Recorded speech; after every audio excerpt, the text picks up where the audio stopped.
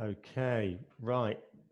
I'm going to attempt to give my lecture via Zoom using the wonders of green screen and be like the weatherman. I'm Richard Hawkes. I'm founder of Hawkes Architecture, and we specialize in design of houses in the countryside using a piece of government policy called Paragraph 79. And I'm going to talk briefly about our house, as well as some of the other projects we've been involved with, and how we've been involved with the development of various techniques and innovations and things over time. So bear with me as I try and flick through the slides. But for those of you who watch Grand Designs, you may be familiar, you may have seen this house. And this was a long time ago when I had more hair and less grey hair. And my wife and I decided that we wanted to live in a more sustainable way. We wanted to reduce running costs of the way we lived and build our own home. And interestingly, at the time we did it, we were looking at various techniques of ways to reduce energy. And there was this thing called Passive House that was being talked about, but none had been built in the UK at that time. So when you Googled Passive House around about that time, we're talking about 2006, 2007, you got these quite ugly looking houses. And I used to kind of think that they were saying, well, don't worry about what I look like, I'm a passive house. Whereas my wife and I, when we designed a house, we wanted to build something that was going to be more inspiring to live in, filled with light, a joy to be in, an architectural test, something a bit more exploratory. And something that engaged with its environment and its landscape much more. So this is where the journey for Hawkes Architecture started. The house ended up becoming a certified passive house, and it was on the Grand Designs show, and we had lots of fun doing that, and that's helped launch us into this arena of design. So what I'm going to talk about today is some of the techniques that help reduce energy in buildings, and one of the principal ways of the principal things we'll be looking at here is ways of reducing the biggest part of the pie, the biggest amount of energy that goes into a home, which is its heating. A typical house has a significant portion of its total energy consumption goes towards heating. It's no longer do we wear the jumpers ourselves in our homes and the houses change temperature during the year. We heat our houses up, and we now expect our houses to wear the clothes so that we can walk around in t-shirts any time of the year. Question whether that's a sustainable aspect of culture or not, that's another topic. What's quite interesting about our building regulations these days is they keep improving, and the regulations of Part L, the thermal regulations, the performance of buildings keeps being lifted and improved over time. But often people have a mindset of thinking, well, this is where I need to get to. This is the building regulations. The building regulations keep improving. This sets a really good standard. But actually, it doesn't. The building regulations in England set still some of the worst standards in Europe. And if we had still been building to Code for Sustainable Homes, then quite back in 2016, we should have been building to this kind of passive level standard, which has now been shoved towards 2030 and 2050.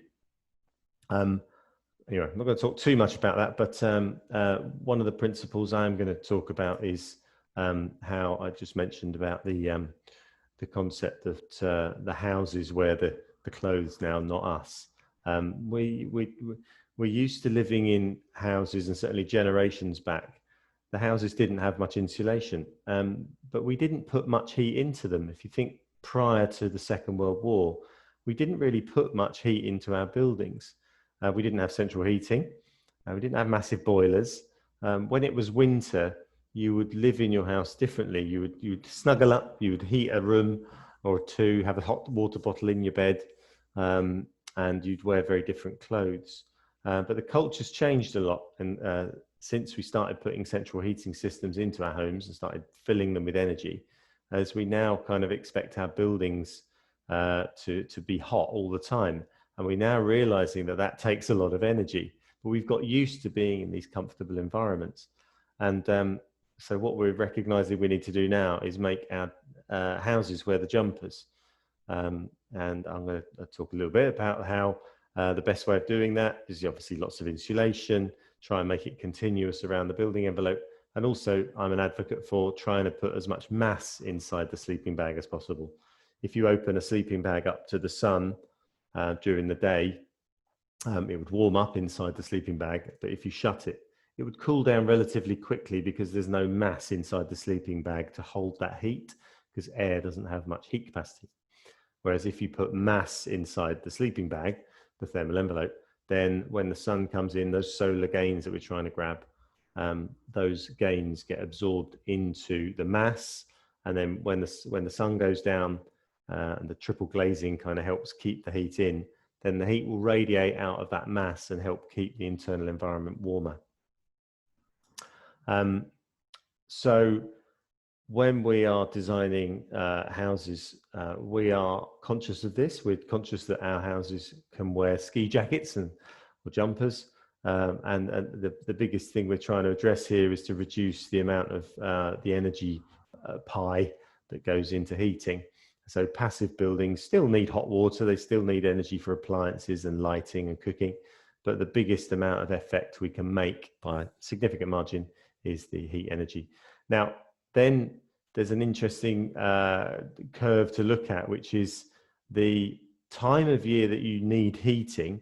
In an average house, it's over a longer period of time. In a more insulated building, it's less energy and over a shorter period of time at each end of the year. So usually November, December, January, and February, the main times you need heating in a passive type building, but for a longer period of the year in a normal house. But that energy is focused around the months of the year it's cold, when the sun also isn't out for very long. This green curve here is a bell-shaped curve showing the activity of the sun. So it's very easy to be a low energy building in this part of the year, because even a really poorly or non-insulated building can survive summer okay, because the ambient temperatures are higher, the sun's out for a longer period of time, and there's no need for heating anyway. But it's in these fringe months of the year where everyone needs energy. So to think that your PV panels or your solar thermal system will be able to provide all the energy for these months is nonsensical, because the sun's not out for very long. But what we've been trying to do over a series of several projects over a number of years is try and find ways of sustaining a building through that period, through the winter period, using this bundle of energy. If there's a way we can capture all this energy and use it in the winter, it's a really, really good idea. We've been building houses ever since I built my house. There's several houses we've built. I think we've built about 12 of these Para 79 type houses at the moment, and they all perform exceptionally well. All got different types of energy systems depending on their location, the site conditions, the hydrology, the geology, the topography, orientation, all sorts of things.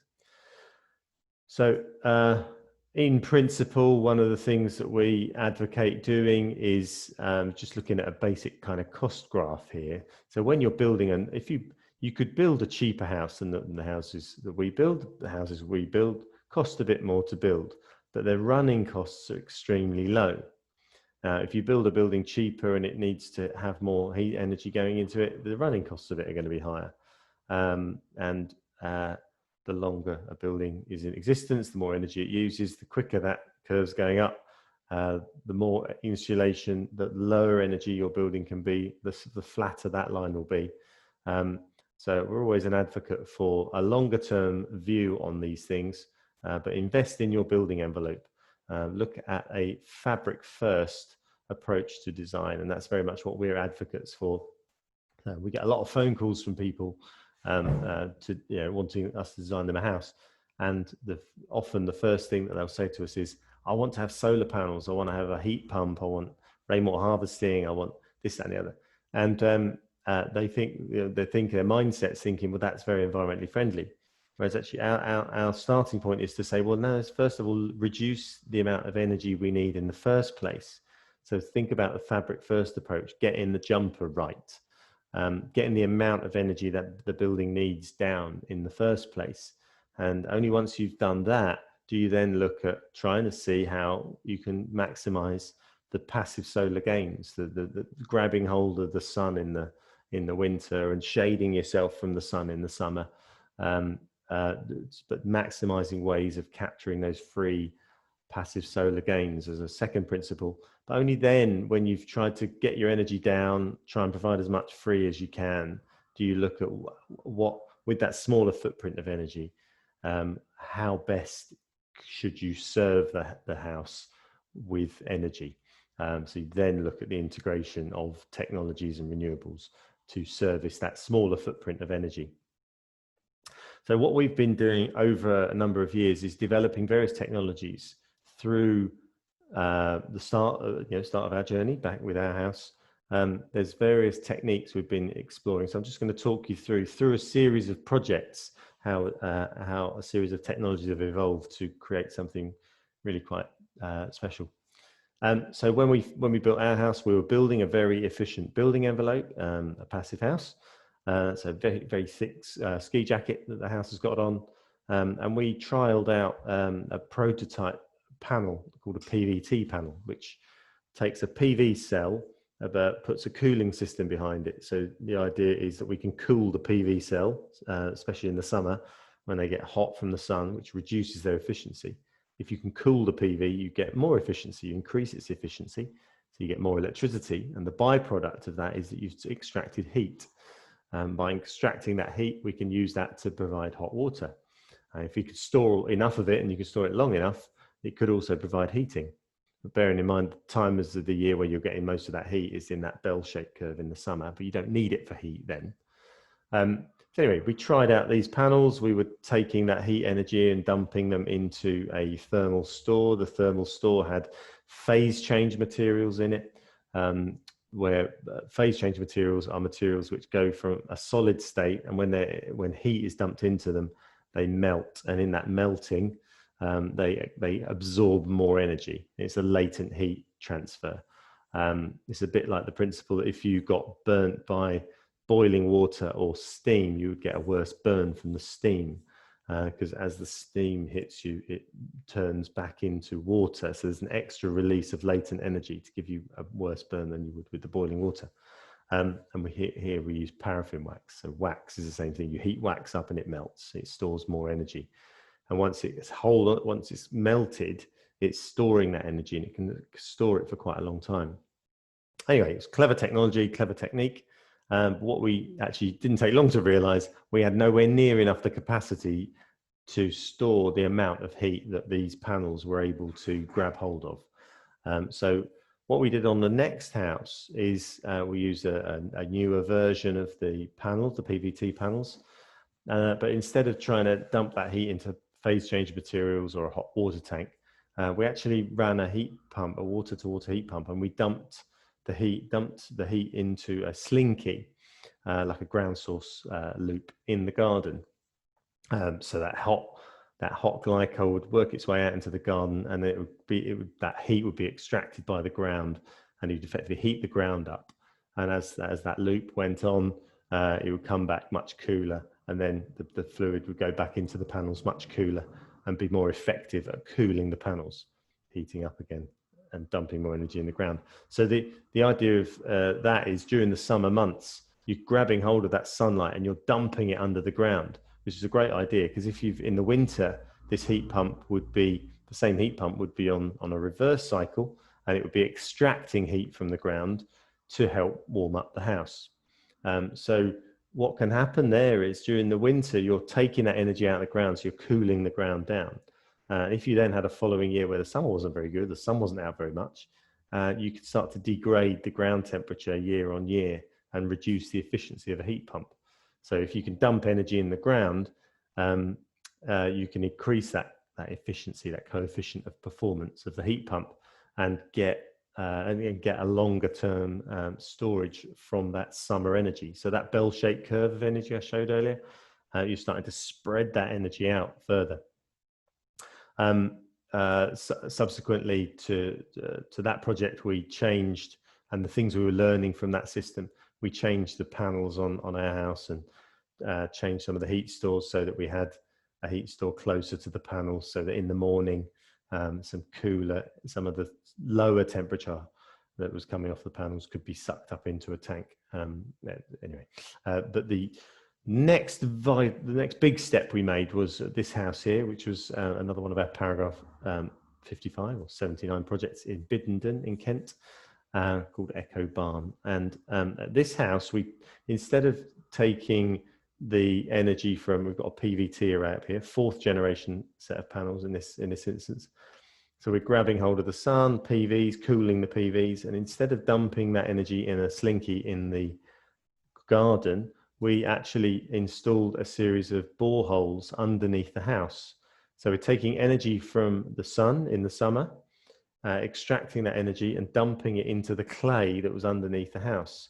And around the whole of the perimeter of the stripped footings and the underside of the slab, where there was 300 millimeters of insulation, we had effectively insulation all around that edge. So the heat that we dumped in the ground meant that the house was acting like the lid of a flask. So all of that energy stayed there. So go back to that bell-shaped curve, all that summer energy was able to be stored.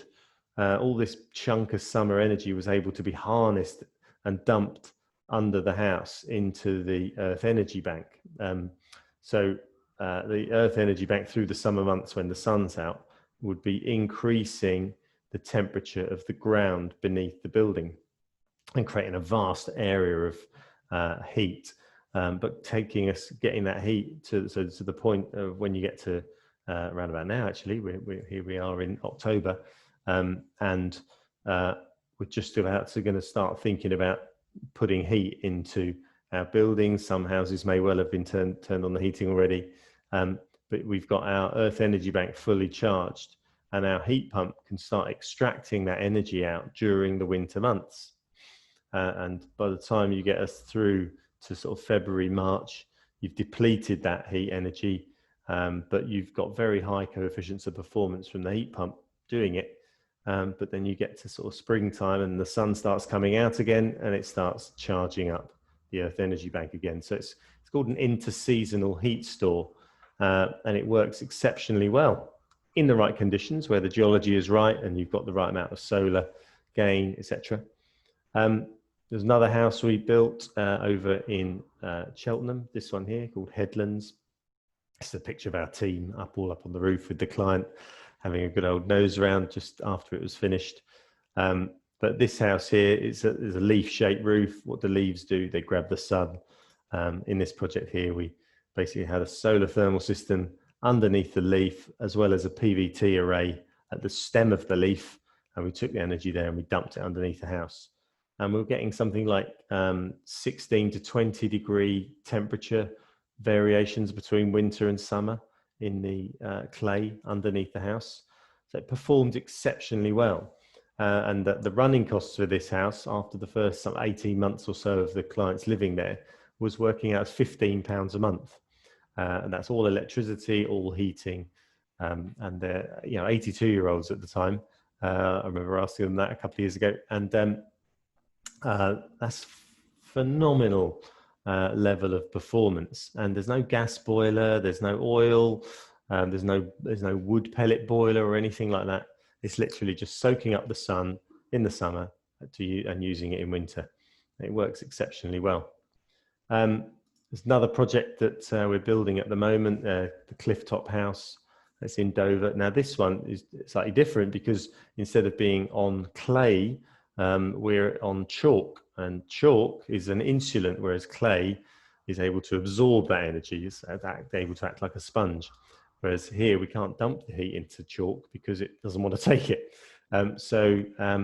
What we did here is actually take a deeper borehole, single flow and return borehole, and dump the energy deeper down in the ground to create a kind of a deeper bubble of energy. Same principle about trying to actually take the summer energy, store it for months and use it to run the house in the winter. but just a slightly different principle here, but because of the geology. There's other techniques that we've been exploring in chalk where you can put a slinky system into the strip footings themselves because the chalk acts as an insulant. And the more we're learning about this type of system, the more we're trying to experiment with more efficient and more cost-effective ways of achieving this interseasonal heat storage goal. There's lots of other things that are going on as we're developing from one house to another. There's lots of different techniques. You've got the RBA 2030 challenge now. You've got climate emergencies being declared everywhere. So it's really important that we're looking at reducing the embodied energy in our buildings as well as the operational energy. So I'm just going to show a few slides to talk about that. But the principle of this type of technology being able to take, just to be off grid, sustain a house with the energy it can generate on site. So if you can generate energy on site and use that energy on site, it's a much more holistically sustainable system. But some of the things we've been doing ever since we were building my house, we did an embodied energy analysis study and noticed that because we had loads of standard lengths of timber arrive on site and the carpenters had to work out how long to cut things and then put them up, it took them a lot longer to build the house. And they also had to cut each of the holes out for the heat recovery ducts. It was a slower process to put the frame up. So it took I think it was 4 carpenters, 30 days it took to put the frame up at our house. But when we did this embodied energy analysis, we actually found that the second highest carbon contributor to the building of the house was the transport, just people coming to work. So on future houses, we thought, well, let's do something about that. There's things we can do. So we started modeling our buildings and getting the timber frames engineered and pre-cut so that everything would turn up to site labeled and pre-cut, and the frames can go up much quicker. So we can put the houses up, we can put the frames up in half the time with half the number of people. And that helps to reduce the transport aspect of the erection of these buildings. Now we're using timber frames, we're using renewable insulation, so we're using recycled newspapers, our kind of preferred option for insulating these frames. You end up with some really big cavities that you can put insulation in.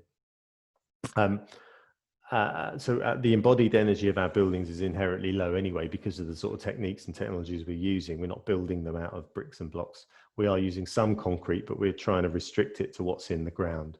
And we're trying to design out any use of steelwork because steelwork's another high embodied energy material. So there's all sorts of houses where we've been engineering these timber frames. We can do all sorts of different shapes and sizes. But we get to solve all the kind of 3-dimensional complex problems in the computer, which also means we don't have to be turning up at site to deal with certain complications or things that perhaps have been overlooked or miscalculated or incorrectly built. Sometimes these things happen. So we get to do a lot more solving of things in the computer, which actually ends up meaning less journeys, fewer journeys to site. Another way of looking at reducing embodied energy is to think of some techniques that reduce the amount of stuff, the amount of material you're using. And we do enjoy using things like mathematical tiles. Here, this building, this Echo Barn in Biddenden, and we used a local company to make Kent peg tiles, a very traditional material, very common in that setting and location. But on the wall, instead of using full bricks, we actually use mathematical tiles. So one, they're a lot thinner, a lot smaller, far less energy, far less material having to be fired. But we can also screw these mathematical tiles straight to the timber frame, which means we don't have to extend a footing out to take the brickwork, which also reduces the amount of energy that's gone into the foundations. Less material had to be dug out, less concrete had to go in. So that again reduces embodied energy. But it also means we can be quite playful. We can, because we're nailing these things to a timber frame, we can take them across wide openings. We don't need to worry about lintels. we can be much more playful. And here you might notice that we've expressed the horizontal joint by leaving a gap between the tiles, but then we've butted them up horizontally, the perp end. So we've accentuated a linear pattern in the mathematical tiles, which kind of reflects the horizontal timber cladding we were using as well. So architecturally, you can have a lot of fun with that, but you're also reducing the amount of embodied energy you use. It's also important to us to be using materials that are closer to a site. We always used to build houses from materials we found around, but then we started putting materials onto lorries and trucks and shipping them everywhere. And inherently, what happened over time, certainly in the last century, is places and building have lost a sense of location and place. So we have to create design standards so that buildings can start reflecting the distinctiveness, the variation of distinctiveness we get in the English landscape and the English countryside. So we like to try, when we're designing a house, to look at the sorts of materials that might historically have been used in an area and look to see if we can revitalize a craft that might have been lost or be being lost, and also to try and support a local economy. A pound that you spend in your local economy can mean a lot more to an economy than that singular pound. There's a metric about all that type of thing. But there's not really anyone that measures the importance of spending your money locally. But it's another important aspect of sustainability, and a thing worth bearing in mind. Another little topic, I'm skipping over quite a few topics here, but hopefully you find them useful. But another thing that we're quite passionate about is that buildings, rather than being a creator of waste, buildings can actually be a sequester of waste. They can be an absorber of waste. So at the Crossway project, for example, we're using crushed glass bottles. We use crushed glass bottle sand in the lime mortar. We use crushed bottle sand in the resin floor inside the house. Underneath the house, all the insulation was sitting on was all crushed bottle sand. It's cheaper than normal sharp sand because you don't pay aggregate tax on it. And it's a beautiful looking material. We used recycled newspapers. 10 tons of recycled newspaper went into insulating our house. So we've got recycled newspaper acting as the ski jacket to our house. It's an extremely efficient use of a recycled material. And in embodied energy terms, that's about the best thing you can be doing. We had styrene or foam-based insulations under our house, got a high embodied energy footprint, these materials. Instead of taking all the offcuts and putting them in a skip, they're quite bulky and being taken somewhere. We actually used all the offcuts and stacked them up against the north side of the house. So we got extra insulation value and we didn't have to take them off site. So actually just made the slab edge more thermally efficient. Any waste that we were creating, we segregated and had a recycling system with 3 or 4 different bags separating out metal and glass and paper and things like that. Again, just to help reduce the waste streams that are coming from, or the landfill streams that would be coming from a building. So we end up with very little waste actually in the end, which is great. Just a few things to bear in mind. There's all sorts of, I could talk about all sorts of other things, but just a few little pointers to take away from this. But it's really useful if you can think, when you're designing a building, think about the fabric first. Think about trying to get the sleeping bag on, get the jumper right, get the amount of heat that's, reduce the consumption required to run the building. Just design better. Aim higher. Don't aim at the building regulations. Aim better than that. Design better than the standard you need to achieve, or you're obliged to achieve. Do better than that, because the better you do, the longer term that investment's going to pay off. Think longer term. Just design.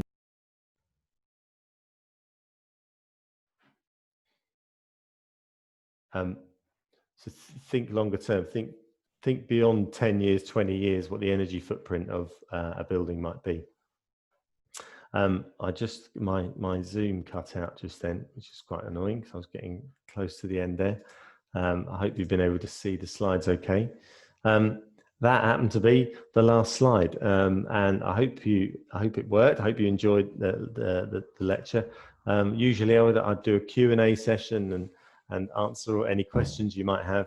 A little bit difficult to do that at this point in time, but hopefully you're able to get some pointers out of this, and obviously you can watch this over again, and you can get in touch with Hawks Architecture. Come and drop me a line if there's anything you'd like to talk about, expand upon, or ask me questions about.